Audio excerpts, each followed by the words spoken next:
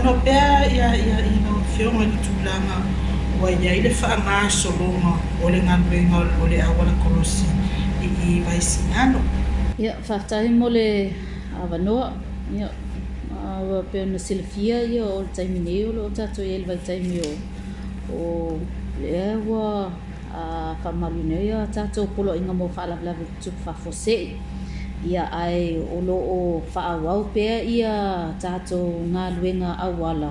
O lea o loo mataituina ele pulenga o flau inga i le lau ele. Ia e peo na iai ia le ngā luenga lea i le awala kolosi i vaisingano. Ia o nei ngā luenga tele. Ia o loo whatupeina ele malo o Japani.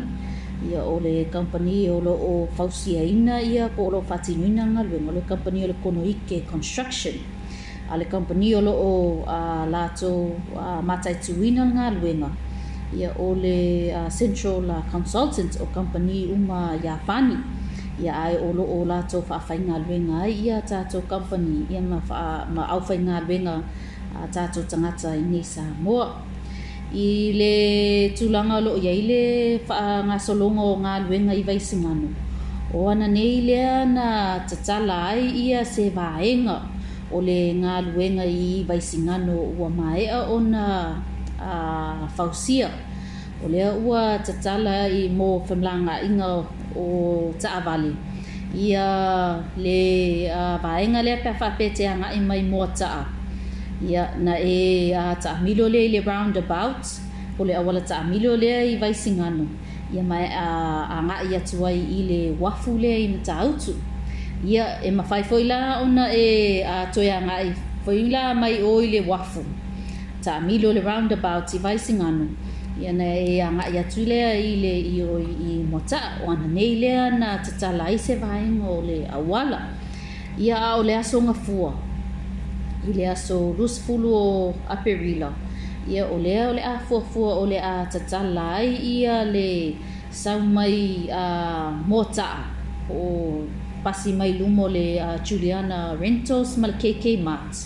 Nga i mai lea i le awala kolosi tuai a le vaisingano. Ia ma nga i mai lumo le Sheraton. It's a one-way lane o le a tatala. Mo whamlanga ingo le tato atunu. E ao ona whaamanino, ia ele i maea ia le tato ngā luenga nei i vaisingano. O lea ua tatala na ona i vaenga. O le tato awala ina ia whaamama ai, ia ma whawhaingo fie i le whamlanga ingo le tato atunu mo le taimi nei. A le tūlanga lava ia o lo o fuafua, ina ia tatala ia le awala kolosi fou, ma le awala fou i vaisingano. E whaanga e le mamalumal pa ia o le tato atunu whamlanga a ia Juni po o Julai i le tausanga nei. Ia a o le tūlanga o le a iai ia le awala kolosi tuai, o le awala kolosi lo iai taimi nei.